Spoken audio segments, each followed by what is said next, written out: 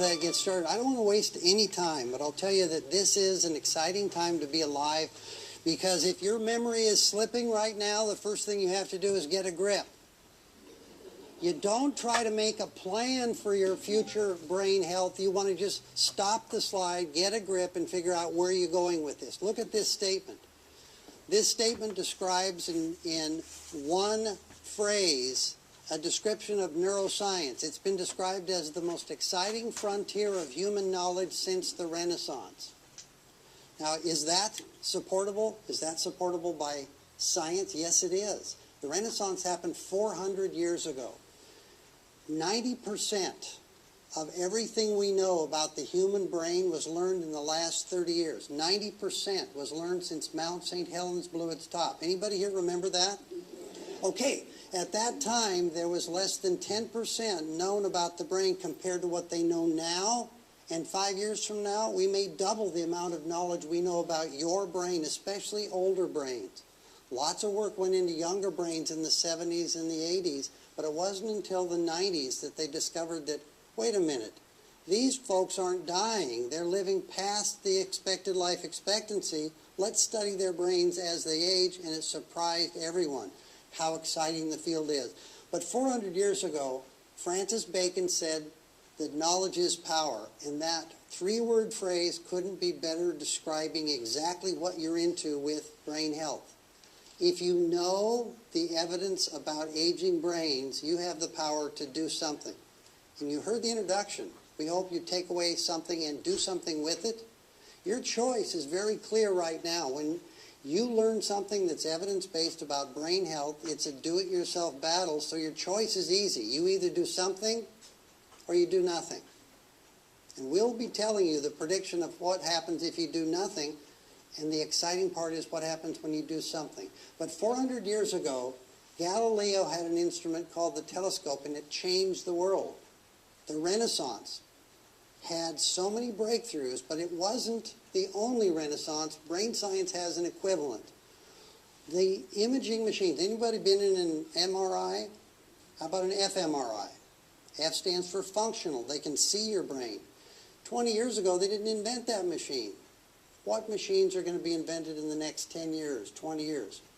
Just imagine what we're going to know about your brain then. But this is changing just like the telescope did. The knowledge, accurate knowledge about your brain.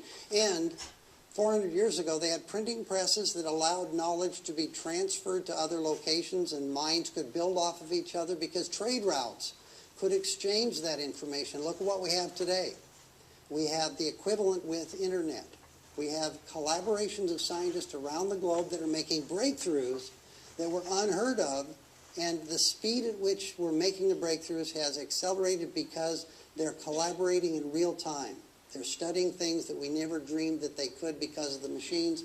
So we're now in an era that we have to know how the brain works, how it fails, and what you can do to enhance it. I start by explaining that your brain as it ages. Anybody here retired? Anybody here retired? Okay. Anybody here over the age of 50? Okay.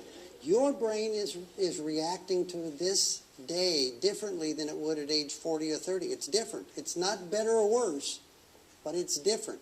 So today, in 45 minutes, we're going to give you a sampling of how we're teaching with the mindRAMP method a different way. You have to take brain breaks. You know what a brain break is?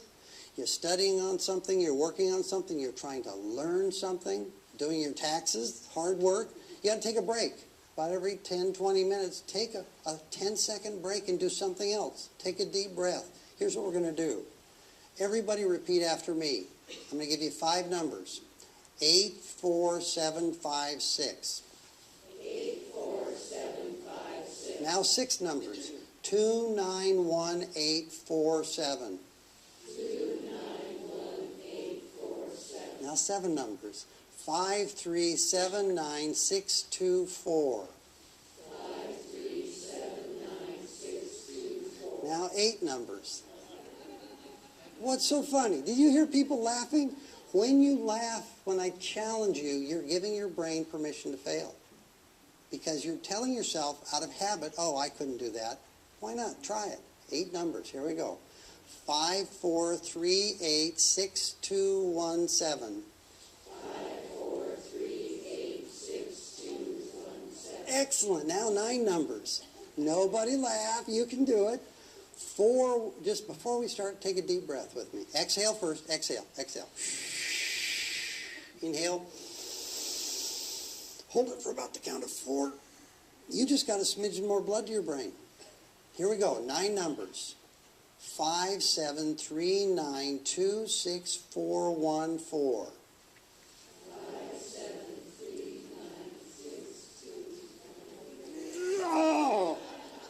Do you know that this man, still teaching at Princeton in 1958, found out that your brain has a limit of 7 things, plus or minus 2. That's it. On a good day, 9. On a bad day, 5. It wasn't that you have memory problems, that you couldn't quite get 9, but when he tested this with people and did 10, they all failed.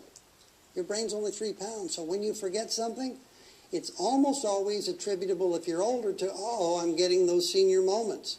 But what the scientists are pointing out is that it may just be that you got interrupted by, God bless you. Oh, thank you. How's your dog? 4 things that were just put into my brain because somebody sneezed and then I start walking down the hallway and say, oh, what was I doing here? It's because your brain can only hold 7 plus or minus 2 things. Your confidence can be built by knowledge. So let's get started. We're in a new age of aging. And when I was asked to do a talk with this group, I said yes, immediately. And I said, and the topic I have to talk about is the aging of the human body, but the aging of the human brain needs to play catch-up. And that's because no one in this room was supposed to live as long as you probably are going to be living. You know, the average age is being extended. 47 was the average age at the turn of the last century, and now it's up into the 70s, 80s, and who knows where it'll go.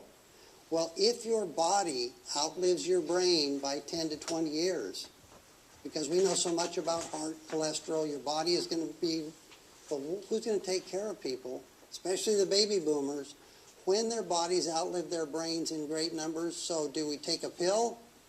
Not yet, we don't. If it gets here, we'll take it. But what we do know, it's a do-it-yourself battle. But let's talk about longevity. If you're in a race, which you all are, a race to a finish line, and the finish line was supposed to be 80 years, or 100 years ago, 47 years, and in the middle of the race, they said, I'm sorry, but we got so much medical things going on that your body is going to now live farther than expected. In the middle of the race, you got to figure out how to keep going. A 500-mile race car is only designed to go 510 miles. Why would they design it to go more? We have the equivalent now of an 800-mile race that you're in. That if your life expectancy is extended, the goal is not to be towed over the finish line.